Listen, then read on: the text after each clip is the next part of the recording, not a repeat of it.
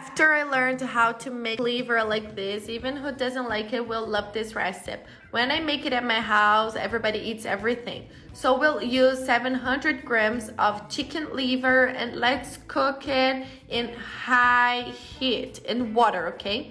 After that, we are going to take out the excess of the water and let's cut the liver into cubes this way as you can see on the video. Now we'll also grate 1 carrot this way as you can see. Done that, in a frying pan, let's put a little bit of oil, 1 chopped onion, and let's fry it very well.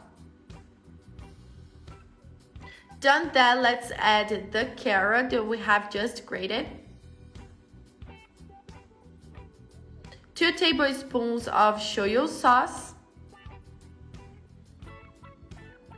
Enjoy this moment and tell us what city you're watching this recipe from. Now in a bowl, let's put 3 eggs, 3 raw and 3 cooked ones. Parsley to taste. And let's beat everything very well.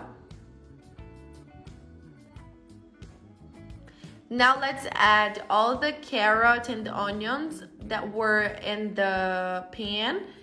If you make this recipe like this one, you won't regret it. This recipe like this one.